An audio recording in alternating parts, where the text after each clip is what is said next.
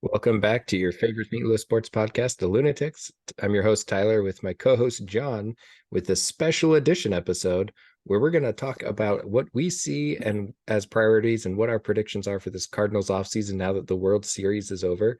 It's going to be exciting times. We are on the eve of our second game against Kansas City for St. Louis City. So hopefully we get some good showings tomorrow, but Lord knows that's all that I'm going to have on the brain tomorrow. So trying to record this later isn't really an option. John, what do you have?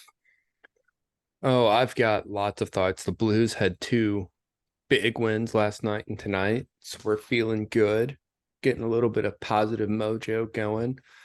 Mizzou lost today. That sucked, but we took it to Georgia. Georgia is a better team. That's not a surprise to anyone, but you They're know, two-time defending national champs for a reason. they're pretty good at football, it turns out.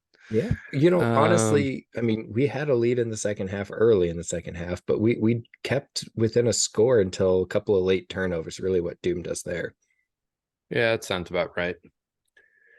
But anyway, as you said, tonight is about talking Cardinals. And so, Scott Davis, if you're still listening to us, thank you. This one is for you since you only care about Cardinals content. And yeah, let's go.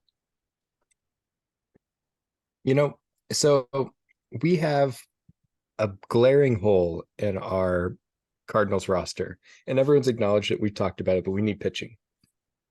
We do. Out of our current roster and the pitchers that we have, how many starters do you feel like we can fill with our current roster for next season? Two, maybe three if you like one of the guys from the minors enough to give a fifth or a sixth spot to, but two. So I don't think you can give it to the minor guys in the minors. I think those are the guys that you're going to potentially lean on for injury. So those are like your sixth, seventh starters Yeah. because it's going to happen. So what two do you see? So we've got Michaelis. I mean, Mats is still in their contract. Do you think they That's put? just it. Do you think they put Mats back in the rotation though? Yeah, I mean, they signed him to be a starting pitcher. If you don't put Mats back in the rotation, you've got to find four. And I don't think Liberatore has looked good enough as a starter to warrant putting him back in the rotation. So unless you have another thought, I think that's pretty cut and dry. No, I think it is too. I Part of me wonders if they'll go out and if the opportunity presents itself, if they'll get four. I don't have high hopes for us spending like that.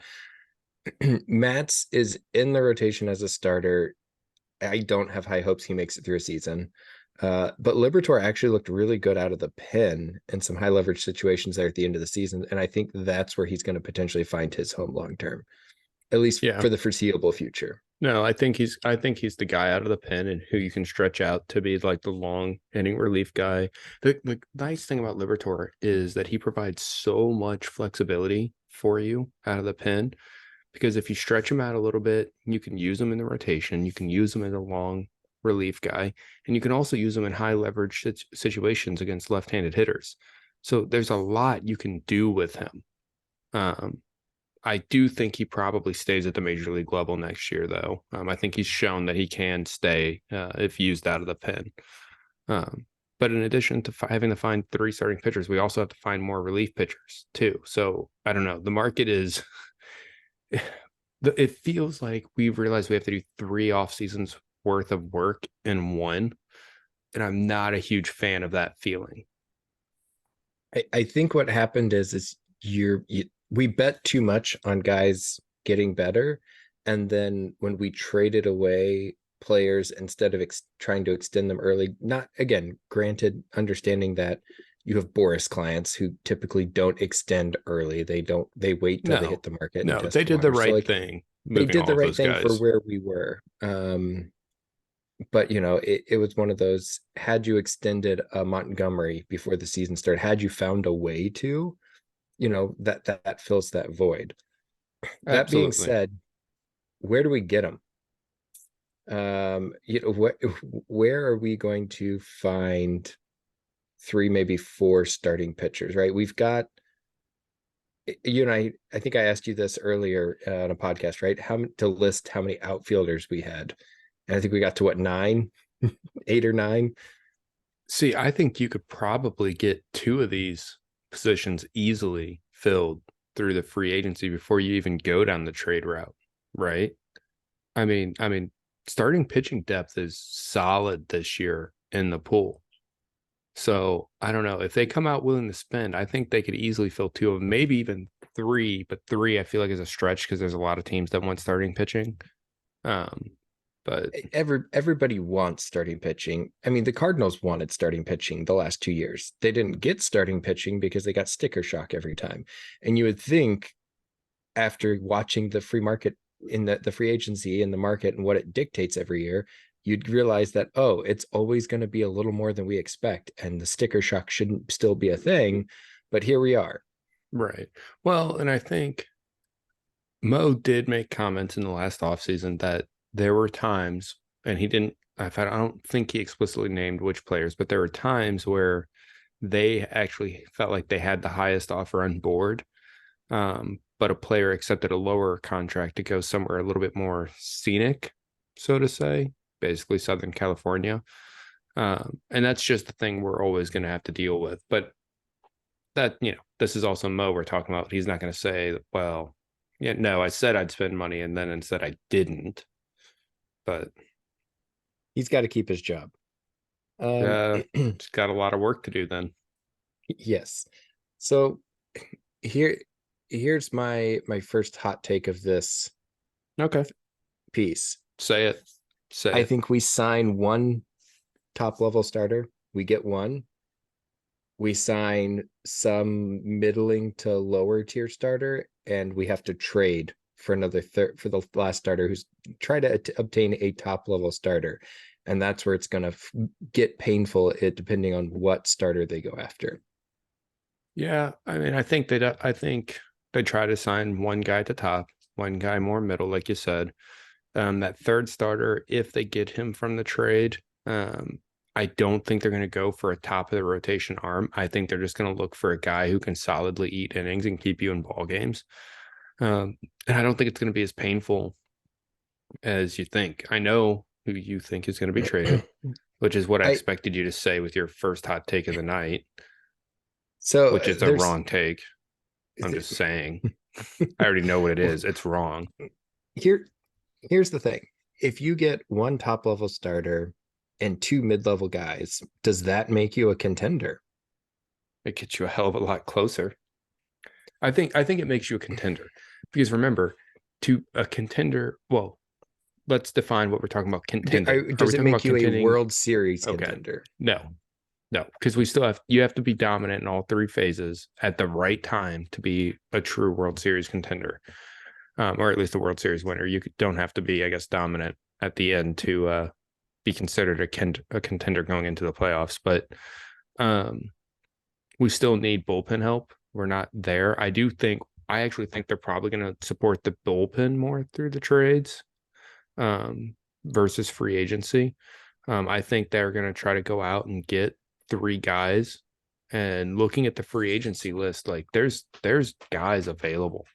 And, if you think about the guys that we have been linked to targeting beforehand, I don't think they're going to be the sexiest names in the free agent pool for the big spinning clubs, your Dodgers, your Yankees, et cetera, et cetera.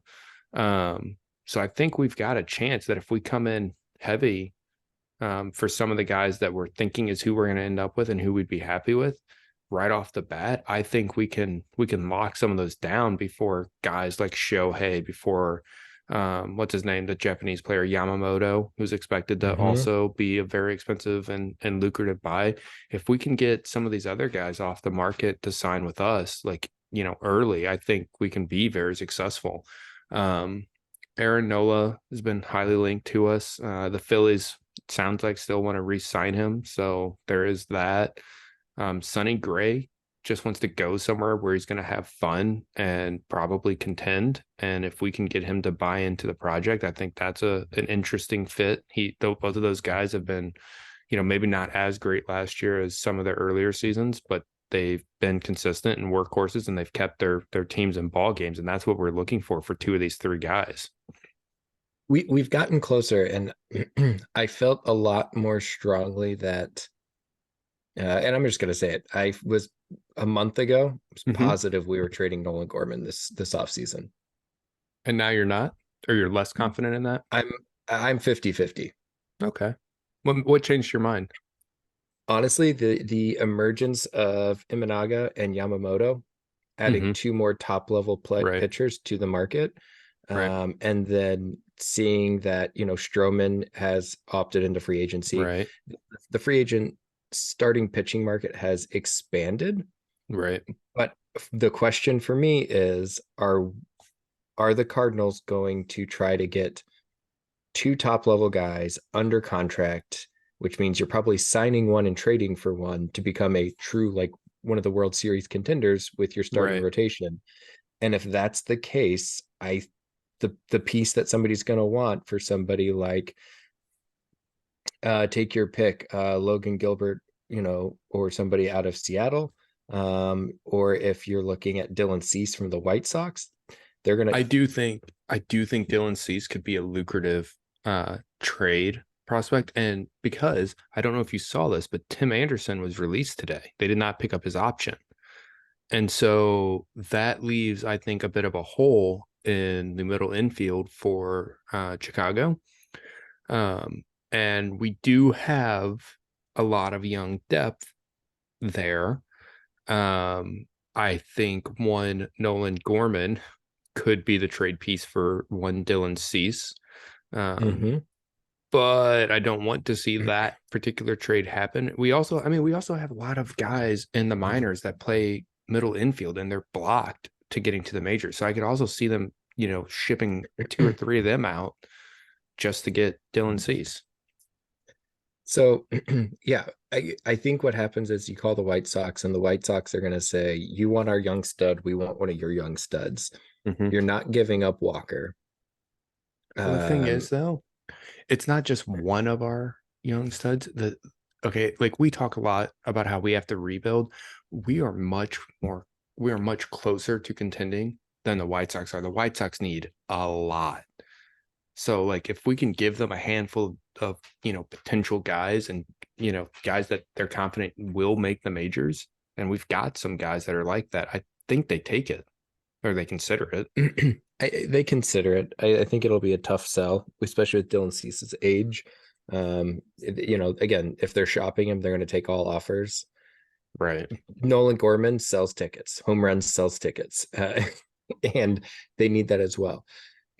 Before we dive further into this pitching conversation, I think it's important to think about who your players are and at what positions for next year, to really consider who you actually have to trade. Right. Right? You know who your third baseman's going to be. You know who your shortstop's going to be. You know who your first baseman's going to be. Your catcher's good. I mean, Kisner's shown that he can do it. You've also got, um, why am I blanking on his name? Wilson Contreras, Young guy. No, not Ivan Contreras. Herrera. Herrera. I'm like, why am I Yeah. blanking on Herrera's name? So you've got Herrera down there too, and then you got second base, and you've got a rotation of people there. You've got designated hitter you've got to figure out, and then you've got your outfield. And so I think with the infield, Nolan Gorman's not going to be an outfielder. He's got to play an infield position. Second base is not going to be good and conducive to his back. See, you seem to. I don't think Nolan Gorman is a primary second baseman. I think he's a primary DH who spotlights at second base. And I think that that's maybe part of the difference in how you and I value him.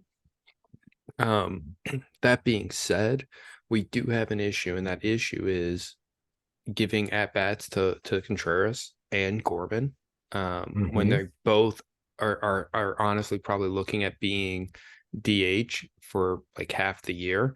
And what you can't just play, you can't play half the games without both of them in the lineup, right? Yeah, no, That means that that's one of them's exactly got to my be in the concern. field. Yeah. I do think that that's a this year problem, right? Because I don't expect Goldie to be playing for us in 2025. I I think think he's going to retire. if Goldie's playing in 2025, he's playing a. I understand that this is like I'm riding off into the sunset and Right. I'm just the clubhouse guy, Right. where he's more spot starting and doing things. Right. Um, but and again, I understand that that's a this year problem. You've got your outfield, right? And that's a whole, I feel like Palacios has thrust himself into that conversation. Yeah. Yeah, absolutely. You've got Newt Bars, the one person is going to be in your outfield. And then right now, depending on who you put it, if you put Donovan at second, because honestly, I think he's much better at second. That leaves Edmund realistically as your Edmund and Walker as your other two people, right? So you've got, Right. you know, Well, and four outfielders is not the end of the world, right? no, Rotating four outfielders in three spots, like that's not the end of the world. And don't forget, Donovan can play anywhere you need on any he given can, day. he can, and Donovan's your ultimate fill in whatever you need on that Right. day, whoever's a rest day. So Donovan plays just as much as the rest of them. He just never plays the same position. Right. I think where I constantly come up with the issue is, like you said, you're paying Contreras 90 million on this contract. You're paying him or 80 millions, whatever it is, for his contract for 4 years. Where do you get him into the lineup? How do you get him at bats? And how do you keep Gorman in there, but still make your team better? I think my issue is that Gorman played second a lot this year, And that was also injury driven. We had a but health issue. it's going to happen again. And, and Contreras is probably only catching 70 to 100, 70 to 90 games a season. He's not going to Right. probably eclipse the 100 game mark, which means you say half the games he's catching. So that's an easy way put Gorman at DH for half the games. Right. Can you afford to put Gorman in the field for 40 or 50 games a season? Well, yeah, you got to remember And though not too. defensively, Right. because I mean he's not a He's fine. defensive liability. My concern is that back. He's So, young and he already has back issues, and that is terrifying to me. how many games a year do you think Arenado takes off that they force him to DH? Which comes to the same problem because if he's Yeah, DHing, then Contreras has to catch. But that's okay. Um, probably 5 to 10. right. I can't imagine it being more than And the 10. same thing with Goldie. Each of them gets 5 to 10 through the Right. season where they're days off, but they're just DHing for the day. Right. But Right. that again eats into more Oh, days. The flip side is Gorman can play corner out infield and right. also, So but so I think that's part of your answer, right? Is you when those guys are DHing and Contreras is in the field, you put Gorman there um for those 10 games. That covers you another 5% of the season, roughly. Um but yeah, I mean, I don't know. 40 games a season at second base, I don't think is an unreasonable ask for Nolan Gorman. I don't think I don't think it's unreasonable. I just every time he's in the field, every time he's bending over to, field balls Hmm. and do things or twisting to throw the ball in a weird position, Hmm. makes me terrified that he's going to hurt his back again because he's already had Right. these issues. Right. I If Nolan Gorman is healthy, he's a 40 to 50 home run guy Oh, potential, right? easily. Like, Potential. Right. Yeah. But he can do everyone's that. going to have up and down. Yeah, he can do it. So my concern is we have to keep him healthy if he's on the team, and if we don't have a way to guarantee that, then we are wasting talent just sitting there, and that's when you have to think and that to trade him if that makes your club better across the board. This is another trade, and this would help keep Gorman, potentially keep him in the lineup. You wouldn't trade him, you trade somebody else instead. Is Glass now from Tampa Bay? Who would you Ty- trade for him? Edmund would be the headliner there. He's a classic Tampa Bay piece, and Yeah. he's gonna require less to get because he's only under contract for this coming season. Right. The difference is with Dylan Cease and Logan Gilbert, as they're young and they've got multiple years of control, so they're gonna want a lot more in return. I don't think we can get Logan Gilbert. I know what you're saying. I'm just throwing out there forget when we say him. I think he's probably unreachable. The package that it would take to convince Seattle to give him up is not one we'd be able to give, I think, based on where I, their team is and how important he is to them. yeah, Glasnow's intriguing though. I think Edman is more likely to be traded than Gorman myself. I if it happens, right, it's Edman is the headliner and potentially one of your better minor league pitchers, and whoever Tampa Bay says they want, give them the second option. Because if they say that guy's the one they want, then we definitely want him. I've seen how they scout our farm system. Yes. Yeah, I that's my only concern about the trading to the Rays. They are one of those teams that always, it's kind of like if Lutz Seal comes up and says that he wants a guy on your team, like you immediately need to just say no because like the guy can probably play. Or you need to be asking for a lot more than you think he's worth because he'll be starting for us in 2 weeks. Okay, so here's the big question then. Okay. Who's that top of the line pitcher that you think the Cardinals are going to go out and sign to head the rotation? Who's the free agent top guy? Oh God, I don't know. Before winning the World Series, I would have said Jordan Montgomery. Now I'm not sure if we can afford him. God, I don't know.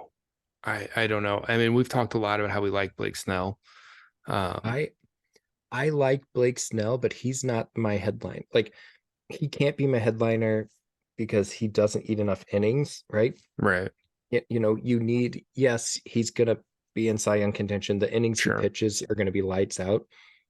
I want a starting pitcher that I can count on for 6 or 7 innings when they're on, Right. and get me through that. Snell's never going to be that guy. Right. On the flip side, Aaron Nola, he didn't look great this year. Now, that's good for us in the price range, but he's got a lot of miles on that arm at this point over the last 2 seasons as well. Yeah. Well, I don't think he's pitched under 180 innings in like 3 or 4 years. Like he's gone out and done the work. I don't consider Nola a top of the rotation guy. He's the guy who I expect to like be that like second guy, that middle Mm-hmm. quality guy. He's going to go out there, he's going to keep you in games, and he's going to go deep pretty consistently. So you have these two guys, right? Those are two of the tops. Yamamoto, Sonny Gray are considered two of the tops. The next one Yeah. is Montgomery. Is if you look at depending on what list you're looking at, those are kind of the top grouping in Yamamoto. I think I said Right. Yamamoto, but And Yamamoto is up there. this is excluding, of course, Shohei Ohtani, who will not be pitching next year anyway, but who is in literally a league all his own. So Yeah, his contract will be more than our entire payroll over the next couple of right, years. So right. No, you're not um wrong. It will be more than the annual payroll for probably at least 2 seasons. mhm. Like, yeah. So I don't remember if it was Yamamoto or Inaga, but one of Mm-hmm. the Japanese guys had said they really want to play in a big market in the US. Right. And I don't, so that takes one of them off of our plate. They're not going to come here unless the free zoo, which is amazing by the way, entices them to come. I don't know if we can afford Yamamoto anyway. Like they're thinking he's going to be a $200 million signing, and Well, it'll be like 200 after like posting fees and stuff is what I'm well, saying. sure, yeah, well, yeah, because you have to pay that like 25 million fee or whatever 25 to to 30 million, whatever it right is, to even sign to him. even sign him. But I think they could, because like if you have the choice of signing two decent guys for 100-ish million average each, right, or 200 million total, or signing one ace for 200 million total, you're going to take the two 100 mil guys. And I think we can do that. I think we can afford 200 mil in free agent starting pitching. The thing is which, who do we get, and are they going to work out, and etc. But yeah, I don't know. I can't wait to see it though. Cause so one thing that we didn't say at the beginning here, part of why we're releasing this now is because with the World Series over on Monday morning, free agency opens. Mm-hmm. Now, I doubt I'm going to wake up Monday morning and hear that a deal has been agreed upon. And I doubt I'm going to go to bed Monday night with a deal being agreed upon, but I'm hoping that they move fast for some of these guys. And that's the thing is how quickly can you get them before it becomes this is the only guy in the market, so his price is up. Right. Because that's Right. going to happen with some of these top guys. Oh, yeah, so for sure. so how much do you think these guys are going to go for that? If you're saying two 100 mil guys, Well, I you mean, know, you are have to, you're Aaron Nola is going to be 150 probably to or 130 to 150 himself. Blake yeah, Snell will well, probably be yeah. in the 120 to 130 range, I would think, based on his age, contract, and the innings issue. Montgomery's probably right there, right around the 100 million mark. Take So your I'm pick. thinking, Eduardo Rodriguez is another good one from the Tigers. Could I'm be thinking probably it's another 100 Snell and mil. Gray. Snell and Gray you could probably get for 200 million. Nola is the outlier there. Mhm. Um, but I He's going to think command more because he's the workhorse, so he can pitch it right. and go deep. The flip side of that is I think Montgomery's price is skyrocketed. I think Oh Montgomery's yeah. going to be the next highest behind Nola price wise Oh yeah. Yeah, I'd agree with that. because he's a workhorse. He eats innings and he's effective. I Hmm. would still love to see the Cardinals sign Montgomery, but the postseason he just put together is I Oh, don't yeah, know that we're going to be I able to don't think we afford can him. afford them.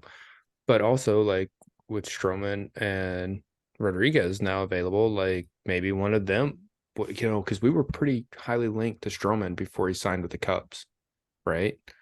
Like Yeah. there's a chance there. This is not a thing. I mean, if Wilson Contreras can come play here, Marcus Stroman can come play here. So, I, I don't hate the Marcus Stroman thing, but he seems like a number three starter to me at this point in his career. well, yeah, but that's kind of We the need that. yeah, So we don't needed don't that. get me Yeah. wrong. But again, I don't see us truly going out and signing more than two really good pitchers. Right. That third pitcher is going to be via trade.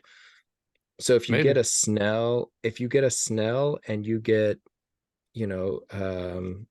Sonny Gray and you spend 240, 250 million on those two pitchers, and you want a pitcher that can help put you over the top as a top three, you're going to have to trade at that point because the Cardinals don't have the money for that. So they're going to have to get somebody who's affordable. And I think that's where the Tyler Glasnow trade comes in. That's where Dylan Cease comes in. I'm going to keep saying Logan Gilbert because maybe I can speak it into existence because he's my favorite of those three, young, under control, and a stud. But I don't know that I will. But again, Yeah. the trade package that makes the most sense if you don't want to give up any of your absolute young studs is the glass now approach. But I think if Mo is truly trying to put together a championship caliber team, and he keeps saying, "Well, I'm trying to set them up for the long haul. I'm trying to set up the Cardinals for sustained success after I leave because he's on his last contract." You've got to trade for the guy who's under contract longer, and I think that has to be Dylan Cease or a Logan Gilbert, and that's going to cost Nolan Gorman. And I'm not saying it will happen, but if we actually go after a top level road Hmm. starter, Gorman's the guy who's getting traded, and it's going to hurt to watch him go, but he's getting traded if that's what it comes to. See, I think that the Sox are in such a messed up position that you could maybe get a package that includes, let's see, Thomas Sagase, Cesar Prieto, two guys who we just picked up this summer with some of our trades, and maybe a third other high level prospect, of which we have a lot of high prospects down there. We're not the deepest farm system, but we've got guys. Maybe one of our outfielders you could throw in there, one of our major league outfielders, and I think you could get Dylan Cease with that. I don't think you Bro need Neal, the trade. Bro Neal, right? Yeah, God, but like, could you like imagine? make sure Let's make sure stop you for a get him a moment. good mattress because if he sleeps wrong. Oh yeah, we need to do the same for Nolan Gorman. But could you imagine like Tyler O'Neill walking up in one of those White Sox South Side jerseys though? Like he would pimp the hell out of that for sure.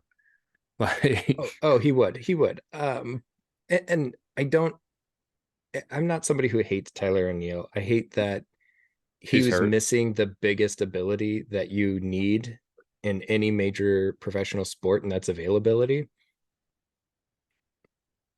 Dude's hamstrings just can't can't hold up. That's it. He He needs to needs to stop doing lay so many off the leg squats. day. Yeah, he needs Yeah, to lay off leg day and do a little bit more yoga honestly, yeah, yeah.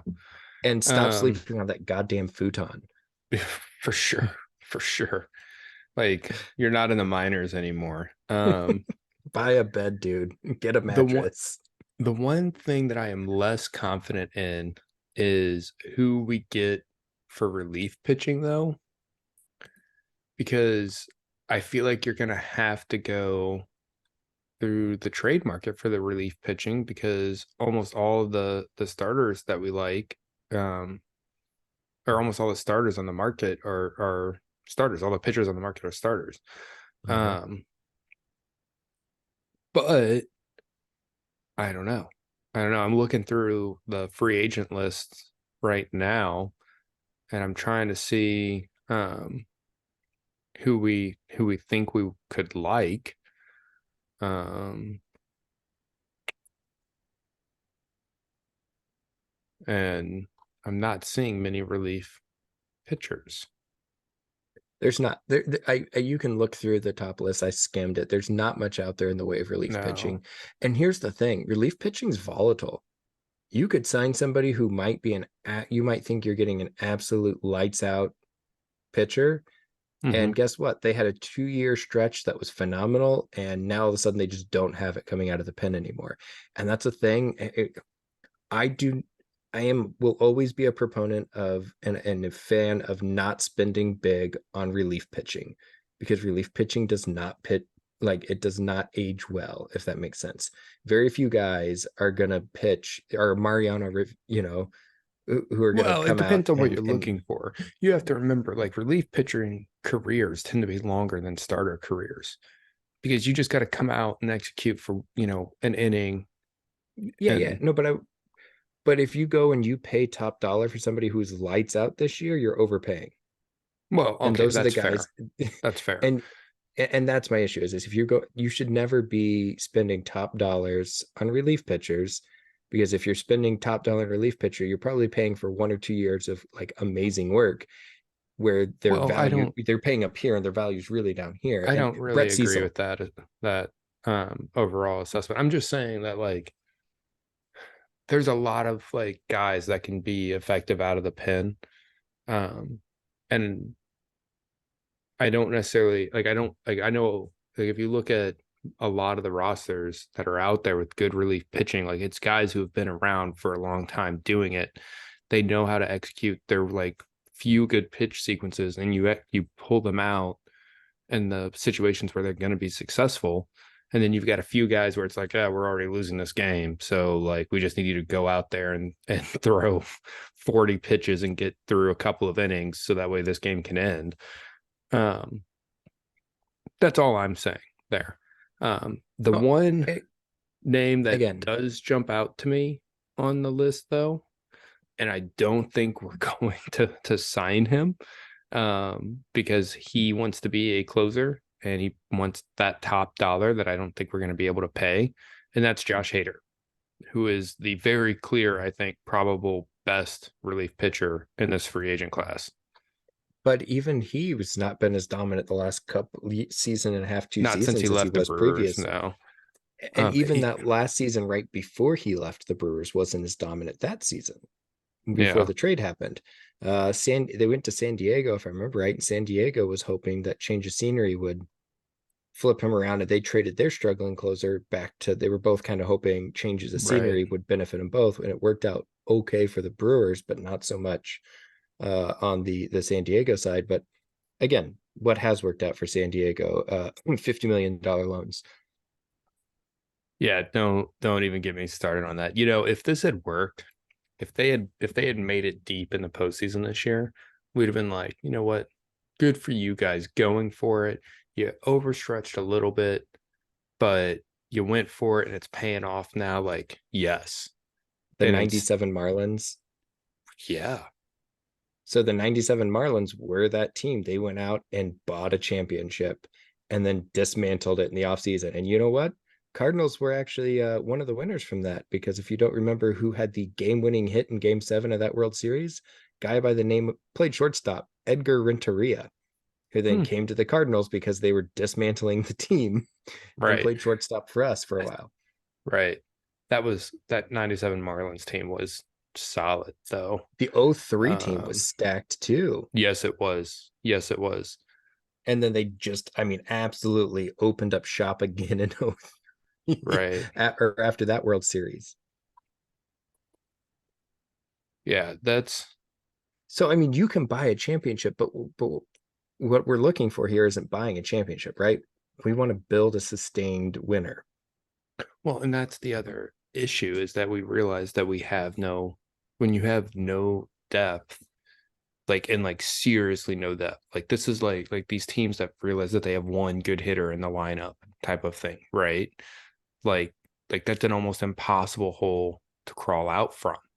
And the thing is that our lineup, if it's healthy, is scary good most years. Like this year, we had a bit of a down year with situational hitting specifically. Our stats were good, other than like getting people Oh, across the line. you mean almost like if your manager's watching just metrics and all the metrics say hit the long ball instead of, oh, just put the ball in play when you've got runners on second and third and nobody out. Yeah, Yes, I get what you're saying. yes, yes, yeah.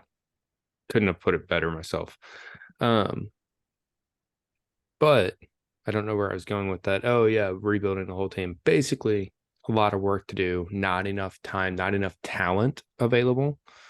Um, We are, as we've mentioned earlier, though, and I know we keep coming back to this, we're gonna have to trade for something, and it's what are we gonna have to give up to get it? I do. Who are your? What's your list of guys that are untradeable? Like guys that like just like absolutely not, no way in hell we're trading them. Period. They're the core of this team, and we're keeping them. I've got one, Okay, Jordan Walker. And absolutely, if I had to put a second, it'd be Lars Nootbaar, because really, I think he's the soul of this team. I hmm. think he's the guy.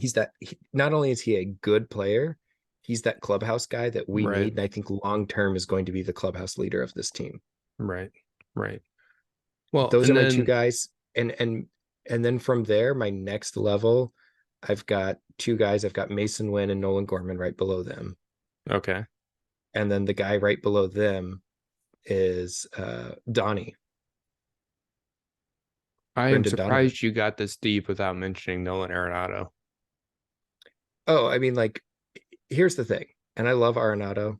I absolutely love him. He's amazing. He's only a couple years younger than Goldie. If somebody came to us and says, "Hey, we want Arenado, and we'll give you two top tier pitch," I mean, like, if they come with one of those crazy packages, because that's what I know it's going to take to get him, you have to entertain that offer. I Right. don't think we trade him. I don't think he goes anywhere, but I wouldn't consider him as untradeable, because the rest of those guys I just named are all young and are going to be the pillars of our franchise moving forward, in my Right. mind. Right. Well, and see, that's kind of the other thought I have too about it is if you need that crazy package to get that person, it means that they're essentially untradeable, or you know what I mean? Like if the cost of acquiring them or to pry them away from us is that high, that means that they're not really available. Um, But yeah, I kind of Nolan Arenado's in his own kind of category, in that right. what he does, where he's at age wise, what we're paying him, all those things. That's where I think, again, if somebody's going to go, it's actually one of the guys I listed for a big deal, and it's going to be Gorman. Right. And again, I don't want to see a incredible, I mean, the power from the left side of the plate that this guy has, mashing 40, 50 home runs a year for another team. But if that other team can play him at DH every day, he's going to have a better career for it, and a better career than we can give him as well. Because I we don't are not in a situation, at least until we figure out what we're doing with Contreras long term and where else he's playing. Um, you know, Gorman, I think after this year potentially projects as that first baseman, but realistically, that's where I want Walker to be, and I want Gorman at DH. like I said, I think this is only an issue like this year. Um, because after without Goldie, that gives you the option that frees it up. I don't know. I like the idea of Jordan Walker playing first base, but he's one of the few. If he continues on the path that he's been on with improving in his defense out in the outfield, I also don't really want to move him and be like, okay, we want you to learn another position. And don't get me wrong, I know that first base is like kind of the easiest position. Um, But he was but been a third baseman his whole life until this year. So like right, for him to go from third to first, moving across the diamond right, from third to first is an easy transition for most players. right, right. That and yeah, that's a good point too. Um, but I also think that either Gorman or Walker are going to be your post Nolan Arenado thing, right? So I think you have like plans for them. It's really just okay, get through this first year so you can fit them better into the lineup every day. And then it's okay, get through the next 2 years, and I just don't think that Gorman is someone to trade. I think there's a lot that you can do with the minor league team. I am I think curious. those minor leaguers that are getting shipped out, I think that's where we're going to rebuild our bullpen from. Right. Yeah. And I don't disagree with that. Um, that's what I think too. Um, the real thing is just where does the third starter come from?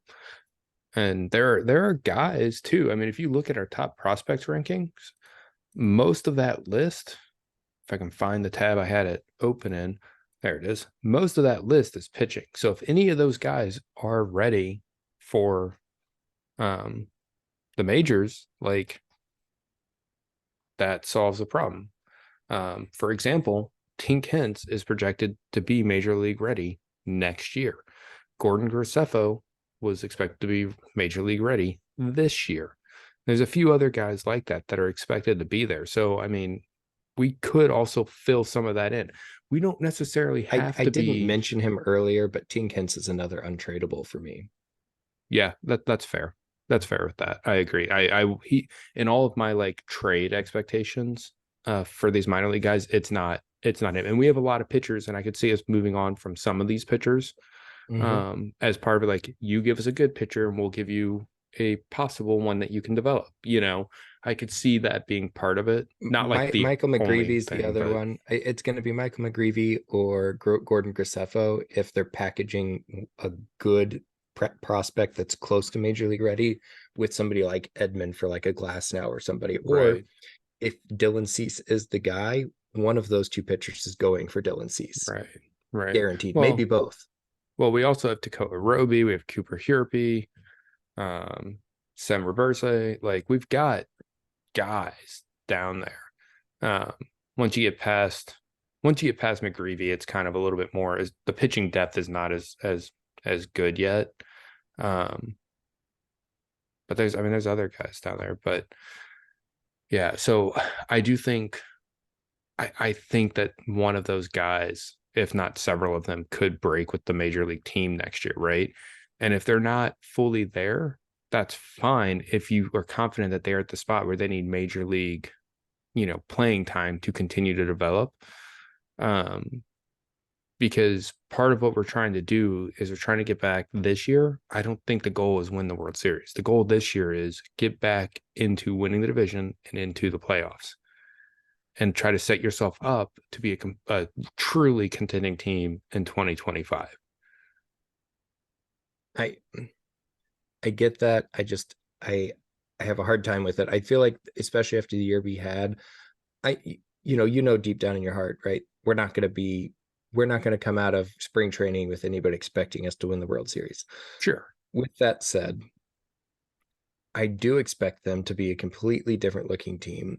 Guys like Michael McGreevy and Gordon Graceffo, if they are not traded away, that's my sixth starter, one of those two, right? That's the guy, or both of them potentially, as injuries roll into the Um, starting lineup.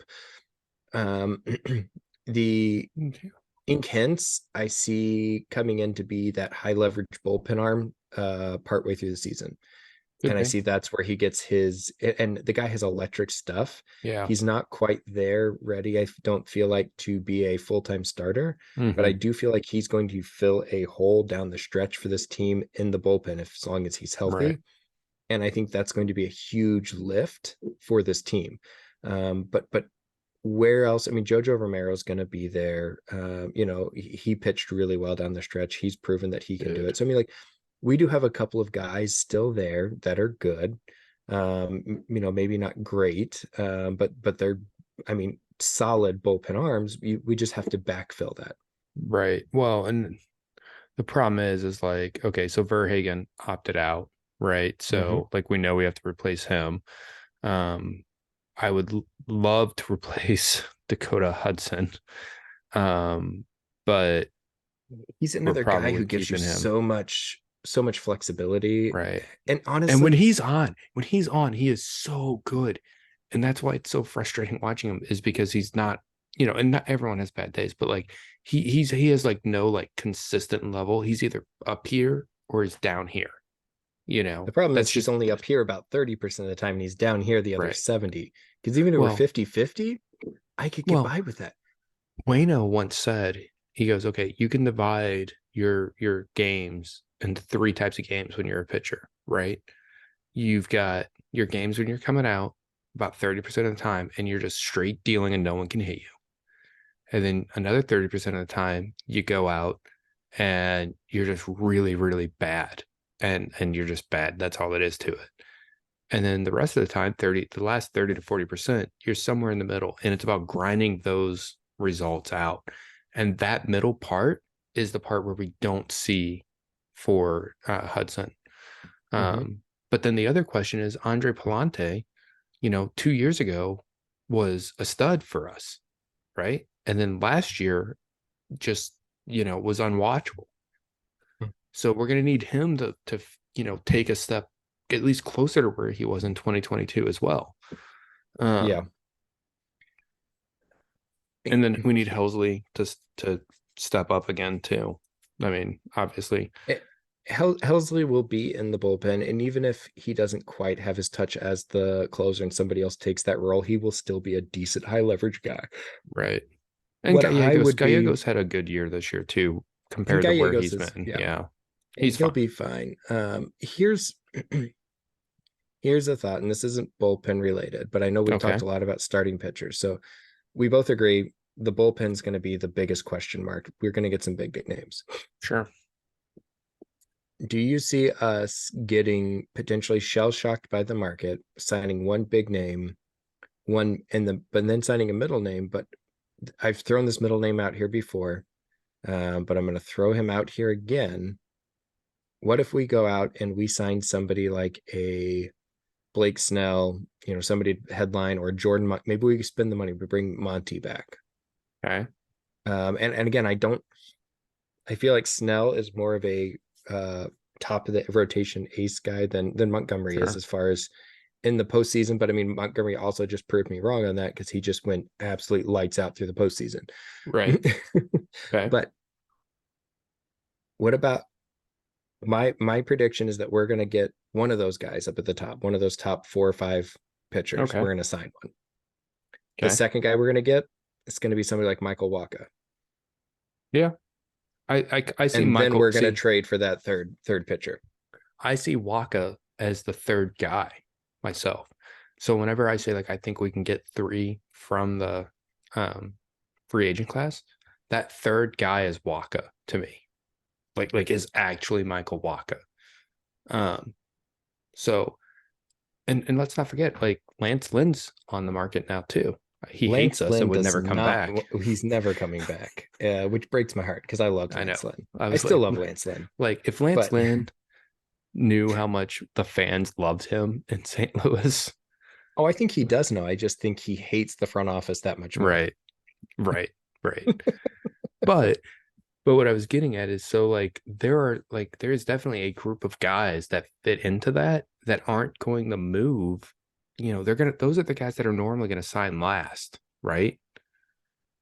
So unless they get like a really good for them offer early, someone trying to lock them down. But I don't know. I think Michael Wacha is the third guy.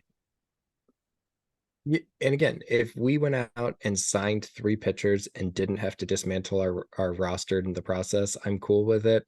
Um, I I still think there's at least a 50% chance that we're going to lose somebody like Nolan Gorman to a trade for a top level starter because of sticker shock, even though Mo says he's ready for it. Maybe we'll see.